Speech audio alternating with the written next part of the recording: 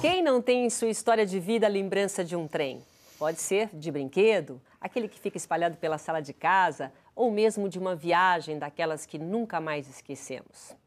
Muitos imigrantes chegaram aqui no Brasil através das malhas ferroviárias, possibilitando a expansão econômica do país, gerando lucros e unindo muitas cidades. Mas hoje, a malha viária brasileira encontra-se abandonada e sucateada. Será que a reativação das ferrovias pode mudar os problemas com locomoção enfrentados hoje aqui no Brasil?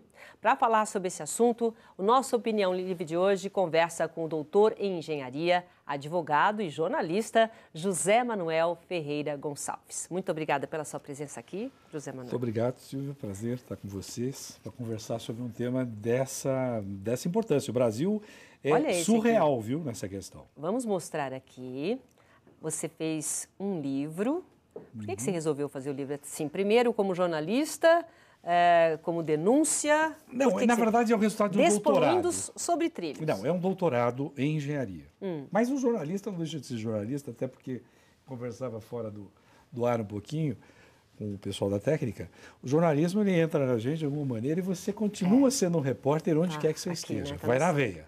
Então, a minha tese de doutorado é uma grande reportagem, só que ela virou tese acadêmico-científica para efeitos do doutorado e uma reportagem, uma cara de mais de reportagem para efeito de livro. Então, o que aconteceu? Eu vivi em Santos um tempo da minha vida, que eu fui proprietário de uma emissora de rádio em Santos. Eu saí de uma emissora de rádio de São Paulo e fui para Santos e vivi lá. E todos os dias de manhã eu saía de onde eu morava, que eu morava na margem esquerda, digamos assim, no que a gente chama Guarujá, atravessava a balsa, pegava e passava pelo cais todos os dias e via trilhos abandonados ou semi-utilizados, armazéns abandonados. E aquilo foi me tomando aquela coisa que você, de alguma maneira, fica no teu subconsciente. Um belo dia, eu fui estudar mais de perto isso. E aí eu descobri coisas incríveis. O Brasil, posso te falar, Silvia, é um país... Dá o panorama de hoje. É um país absolutamente esquizofrênico na questão do transporte. Eu acho que a palavra esquizofrênica é a melhor. Né? Grave. E é a melhor. Porque não tem cabimento. No mundo inteiro, os países transportam cargas, especialmente a partir de 400 quilômetros, em cima de ferrovias. Então, a matriz de transportes de cargas no mundo inteiro tem para as ferrovias algo ao redor de 40%, 45% das cargas. No Brasil, nós transportamos quase 80% em cima de caminhões. Por exemplo, fazemos o incrível deslocamento de cargas de Mato Grosso, com soja e milho, para o Porto de Santos. Nossa. O frete sai mais caro do que levar do Porto para a China depois. É um troço... Nós não resolvemos isso de uma forma adequada. Você falou há pouco dos imigrantes. De fato, São Paulo cresceu com o sacrifício dos imigrantes, por exemplo, na cultura do café. O café financiou os trilhos. Não é à toa que a gente diz que São Paulo é a locomotiva do país, não é só no sentido porque é um pedaço do território nacional que tem uma economia forte, mas porque de fato foi a ferrovia que cresceu, foi a locomotiva ajudou que a desenvolver, né? Foi exatamente isso. Só que nós tivemos uma porção de erros históricos acumulados que acabaram resultando nisso. Em que momento? Começou lá atrás. Na verdade, em que momento que foi bom, né? A gente está falando desse momento bom, e que momento que a ferrovia deixou de ser... Degringolou de vez. Isso. Então começou bem na época do café. Era preciso não transportar café em cima de lombo de burro. O senhor que está ouvindo, a senhora que está ouvindo, você aluno, imagine, né, transportar em lombo de burro. Então eles começaram a pensar que era melhor fazer ferrovias, e fizeram ferrovias. Então, o acordo do Brasil com a Inglaterra, por exemplo, a Estação da Luz em São Paulo, que eu também comentava com o pessoal da técnica, é uma estação belíssima. É belíssima mesmo. Com material importado da Inglaterra. Você acha que você está em outro país hoje. Realmente. Você pensa que você está até fora do Brasil. É verdade. Espetacular. Então, naquela época, tudo funcionou bem. Aí veio a crise da Bolsa de Valores de Nova York. O café perde valor na crise de 29. A partir daí começam a surgir problemas. Um pouquinho mais para frente vem a guerra. Na guerra, os países vitoriosos resolveram enxergar que o Brasil seria, digamos, uma espécie de quintal deles, em que nós poderíamos comprar e produzir, até certo ponto, automóveis e caminhões, que seria muito bom para a indústria deles. Afinal, o Ford tinha inventado a produção em série de automóveis. Já existia um certo lobby já naquela época. E fizeram isso. Isso foi no pós-guerra. Depois veio um governo que todo mundo aplaude no Brasil, eu aplaudo em parte, que é o governo de Juscelino. Então, nós vamos construir em 5 anos o que não foi feito em 50 e vamos abrir estradas. Fizeram Brasília e não pensaram numa ferrovia. Até hoje, Brasília não tem um acesso ferroviário. É incrível isso. Não tem trem para Brasília? Não tem. Tá. Tudo bem. O que nós temos, então? A partir daí, nós tivemos o golpe militar. Os governos militares fizeram alguma coisa, mas pouca coisa na questão ferroviária.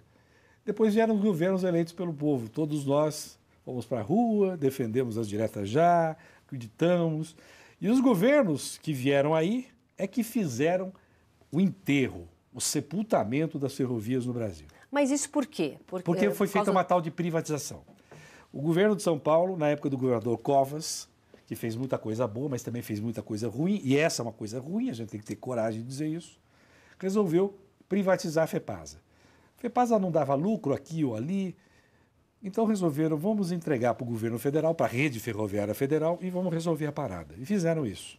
Depois disso, as concessões trouxeram novidades interessantes. E eu falo isso com ironia, porque não tem nada de interessante nisso. Você imagine, Silvia, você colocar nas mãos de um concessionário o direito de dizer quem anda na ferrovia. Era assim? É assim hoje. É assim? Hoje nós temos isso.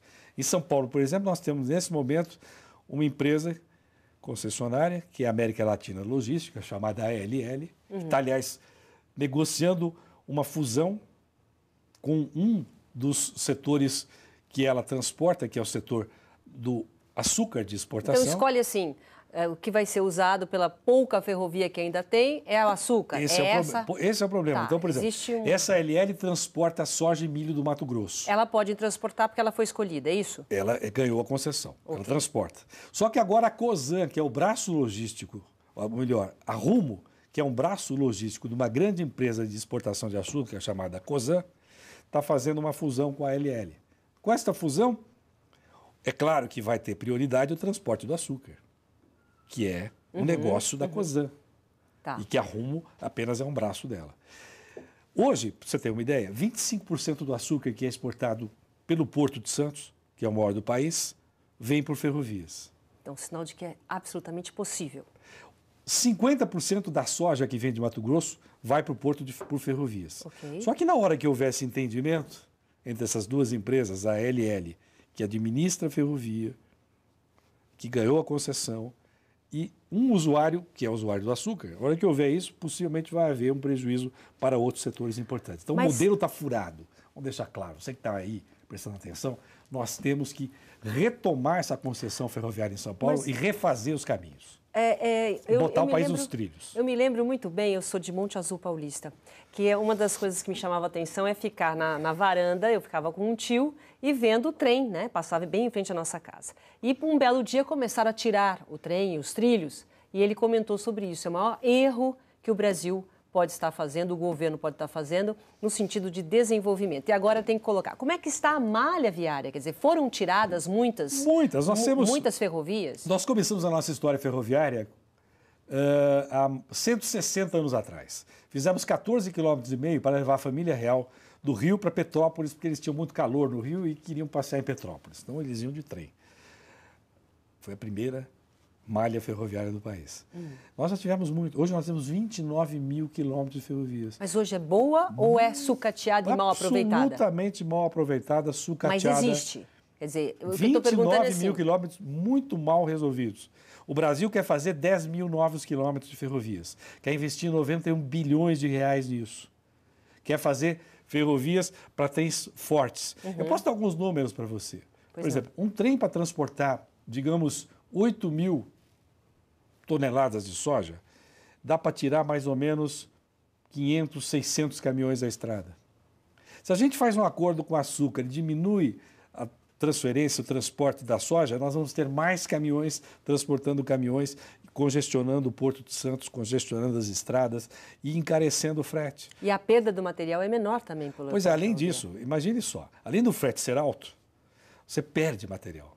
E você perde o que a população, já que não dá para exportar, a população podia estar comendo melhor arroz, feijão, milho. Perde carga. Tudo isso. E além da questão de passageiros, então, que essa foi um absurdo total. Quer dizer, você não tem isso, você lembra bem disso. Que eu ia para Monte Azul, né? De trem, numa boa. Maravilhoso, quem dormindo. Para Santos de trem, numa boa. Bonita para o Rio de Janeiro. É verdade. Tudo isso acabou. Mas o país foi irresponsável. Viajar de trem é mais barato, é menos poluente, é mais limpo, é mais seguro. E nós jogamos tudo isso fora porque houve um lobby muito forte. A gente tem que ter coragem de dizer isso. Do automóvel. Houve um lobby do mercado automobilístico que domina concessões para fazer rodovias, é um alto negócio. O número de os pedágios de São Paulo cobram o que querem. Absurdos pedágios. Então essa gente porque ganhou. Agora estão reféns, os caminhões estão reféns, nós estamos reféns. Nós estamos reféns dentro dos nossos automóveis. E a população está vendo com muita dificuldade tudo isso acontecer. Então o Brasil precisa de um choque de administração na questão do transporte. Não só de cargas, mas também de pessoas. Você viu o que acontece em São Paulo. E não é à toa que as manifestações de junho do ano passado começaram com a redução das tarifas. Não é à toa. A sociedade mudou. Nós temos uma sociedade em rede. E esses nozinhos da rede se organizam de acordo com os interesses específicos de cada nó. Só que eles se conectam, eles se interrelacionam, eles têm independência. Então, quando houve o atendimento parcial de alguns itens desses grupos, esses grupos desapareceram naquele momento, deixaram de fazer passeatas. Mas eles se refundem no outro momento, eles se reorganizam, eles se reagrupam. Esta é a sociedade que nós temos em função digamos, do desenho mundial, aliás, não é nosso. O que mais te impressionou, quer dizer, nessa sua pesquisa, a gente está terminando esse bloco, quando você começou, porque é um curioso jornalista ali no sangue, o que mais te impressionou com esses números? A falta de clareza. Primeiro, uma caixa preta. Eu não consegui, porque o interesse das empresas, muitas vezes, é um interesse apenas negocial. Eu tenho tido um embate muito forte com esse mecanismo, esse conceito equivocado. É mais barato para eles, isso me chamou muita atenção, correr o risco do descarrilhamento de um trem do que fazer manutenção preventiva. Na conta que eles fazem, é mais barato eventualmente corrigir um problema. Se tiver algum acidente, corrige. É como, digamos, em vez de fazer medicina preventiva, vamos cuidar do doente, porque vai gastar muito mais para fazer a medicina preventiva. Isso é sórdido. Isso não é um exemplo de país. E nós estamos falando do Brasil todo ou só de São Paulo? Não, o Brasil todo, porque o que nós temos, ferrovia, o que resolvemos bem é o transporte de minério de ferro. A Companhia Vale do Rio Doce utiliza e leva até Santos. E nós temos aí um transporte de minério de ferro razoável, tá certo? Mas quando você pensa em logística, por exemplo, vamos dar um exemplo aqui. Eu quero que você dê esse exemplo depois do intervalo, pode ser? Pode ser. Vamos fazer um rápido intervalo, daqui a pouco a gente continua conversando com José Manuel Ferreira Gonçalves e o Despoluindo sobre Trilhos. Até já. Estamos de volta hoje recebendo no Opinião Livre o doutor em engenharia, advogado e jornalista José Manuel Ferreira Gonçalves, que está aqui mostrando um livro que é muito um alerta, né? Despoluindo sobre trilhos. E tem um prefácio aqui muito interessante, né? Como é que foi essa história do... Quem você escolheu para fazer o prefácio? O doutor de gênio é um homem brilhante, evidente, desnecessário dizer isso, é um visionário.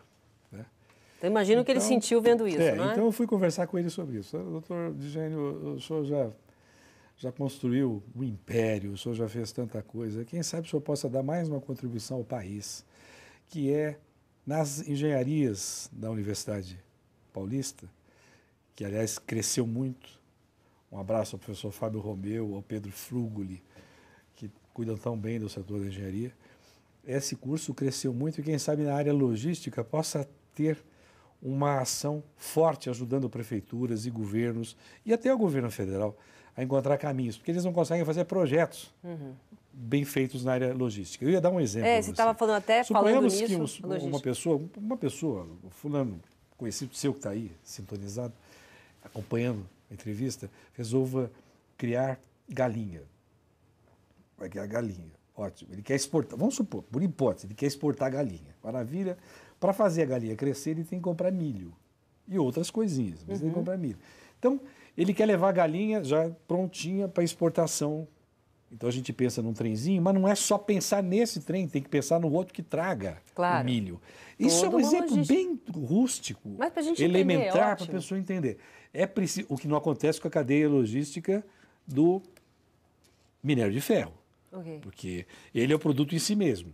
Ele vai para a siderúrgica e pronto. É diferente de outras cadeias produtivas que são mais complexas. Então, é preciso pensar o Brasil de forma ampla. Para desenvolvimento mesmo, quer dizer, investir em ferrovias é reinvestir no crescimento do Brasil, né? Aliás, se não fizer isso, nós estamos caindo no ranking de competitividade no mundo inteiro. É o único país que destrata as ferrovias? É o nosso ou você tem uma Olha, nós estamos atrás, dos países dos BRICS, nós estamos atrás de todos. É mesmo? Você tem que vergonha. A China com 100 quilômetros de ferrovias, a Índia com 70, os outros países, a África do Sul com mais, e nós estamos com 29 mil. Nós temos, sabe há quantos anos nós já tínhamos 29? Nós tínhamos há 120, eu disse que começou há 160 anos atrás. Há 120 anos atrás, nós já tínhamos 9 mil quilômetros de ferrovias em funcionamento, 9 mil em construção, ou seja, quase 18 mil. Passaram 120 anos e nós temos 29 mil quilômetros, uma vergonha.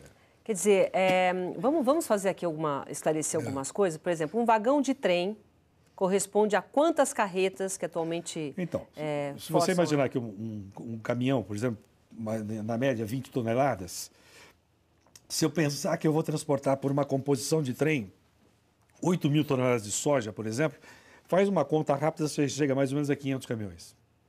Nossa, que você tira 500 caminhões, o coitado do caminhoneiro não é, ele tem, na verdade, no caminhão, um silo, porque quem está carregando sabe que não vai conseguir chegar a tempo, você não tem just in time, você tem uma porção de problemas logísticos. O que a gente perde, a Fiesp fez uma conta um dia desses, a conta era de 17 bi por ano de perda. Só que empresário não é bobo, né?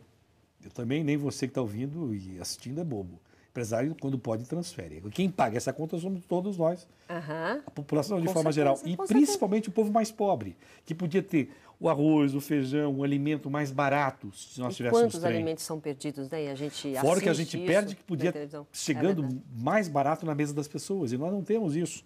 Então, é um absurdo. Então, eu disse ao doutor Digênio exatamente isso. Olha, doutor Digênio, quem sabe o senhor tem mais uma, porque Deus colocou nas mãos do doutor Digênio muitas responsabilidades e desafios, ele foi vencendo um a um. Quem sabe mais um. Porque o Brasil precisa de um choque urgente. Ou vai para frente... Olha, para você ter ideia, a gente usa do PIB uma quantidade enorme para logística. Uma relação perversa.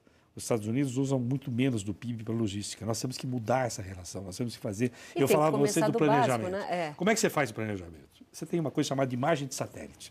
Você está falando das ferrovias? Tudo. De tudo. Tudo. Eu tenho que identificar locais onde eu vou fazer centros de concentração de carga e locais que eu vou fazer centros de distribuição de carga. Eu não vou passar um trem em cada indústria. Você coloca aqui, né? Eu coloco. Você não passa um trem em cada indústria, você não passa um trem ou uma hidrovia em cada fazenda. Então, você precisa criar mecanismos de concentração disso.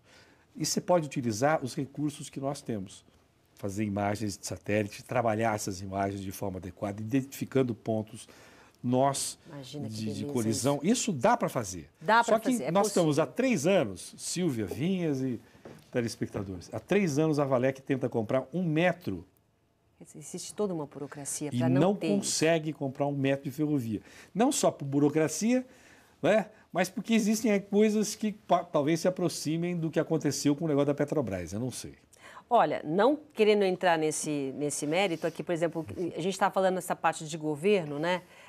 Quais os benefícios, no caso, se a gente começar a arrumar agora, a médio e longo prazo, justamente implantando uma nova... O que a gente pode ter benefício? São obras fundamentais para o país, mas são obras de governo em termos. Na verdade, precisam ser consideradas obras de Estado. Passam para 1, 2, 3 governos. Enquanto nós tivermos governantes que pensam apenas em eleições, nós vamos continuar tendo um país mas aí que não pensa tá contando pequeno. Novidade nenhuma. Pois mas é um sistema de coalizão presidencialista que nós temos. Eles querem horário do rádio e da televisão, fazem acordo e colocam ministros que não entendem do riscado.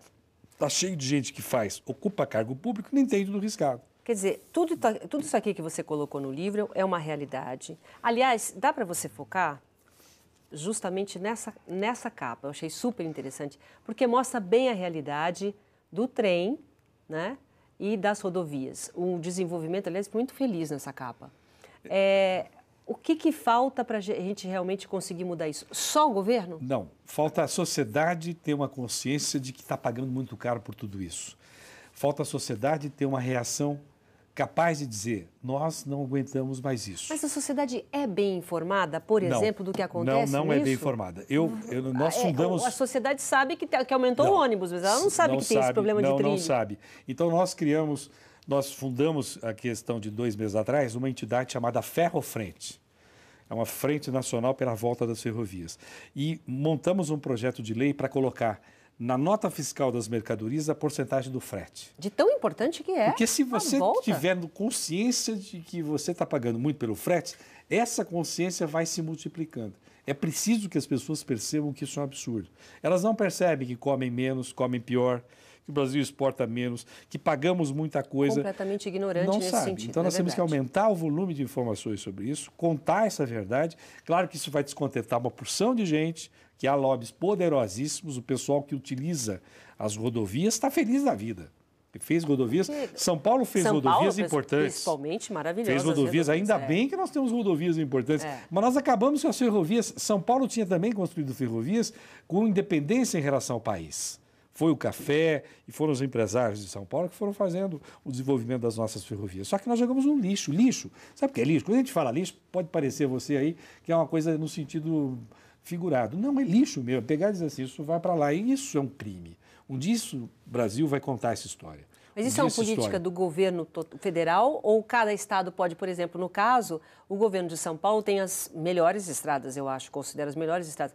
Pode começar, cada governo, vamos reestruturar isso, como estão fazendo com o meio de transporte, tentando colocar mais metrô para dar uma aliviada. A matriz de transportes é federal.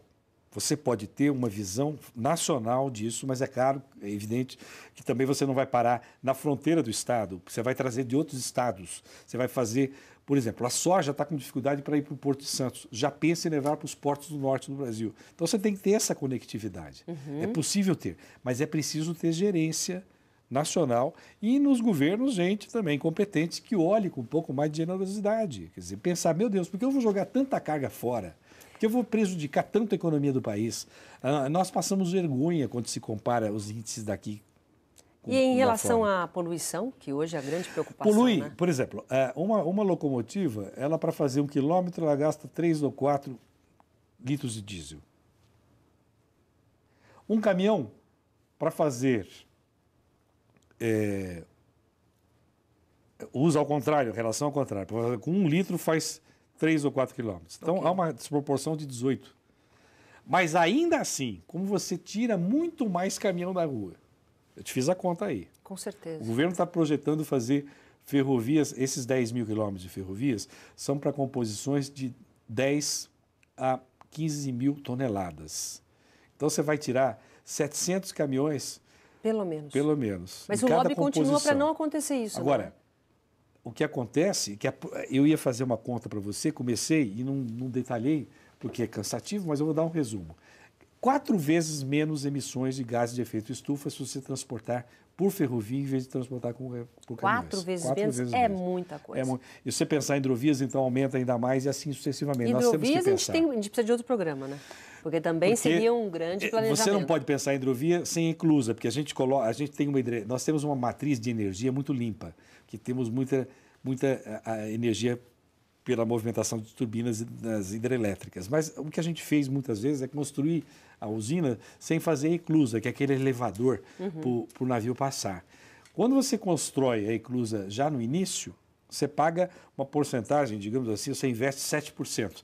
Quando você vai do todo da obra, se você tem que fazer a eclusa depois dela estar pronta, vai para 30%. E a gente fez isso muitas vezes. Então tem muita coisa errada, muita coisa errada. Sem planejamento. Mas é preciso ter uma visão de Estado. Sabe o que está faltando no país? Estadista.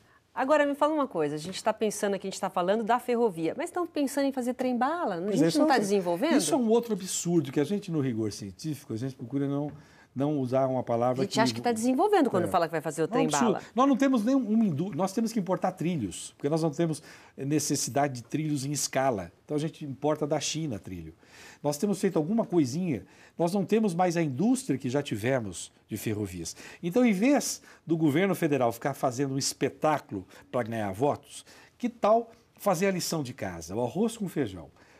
Organizar as ferrovias existentes, modernizá-las, corrigir traçados, fazer com que elas voltem a funcionar com passageiros ou construir linhas paralelas às linhas de carga, fazendo o passageiro também, por que não voltar a ir para o interior? Não, e cidades inteiras sumiram, né? E aí você vai ter, sabe o que, Silvia? Você vai ter a volta da indústria fornecedora de equipamentos. Agora, ficar pensando em trem-bala para competir com o avião, a troco do quê? Tem que ir para o básico, né? Vamos para o básico, tem tanta coisa para ser feita e não é difícil fazer. O frete é 1:6, a diferença entre o caminhão e o trem. A poluição é 1:4.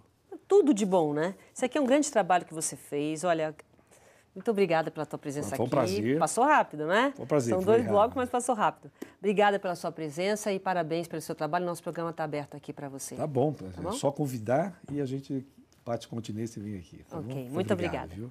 O nosso Opinião Livre de hoje fica por aqui. Obrigada pela sua companhia e até a próxima. Tchau.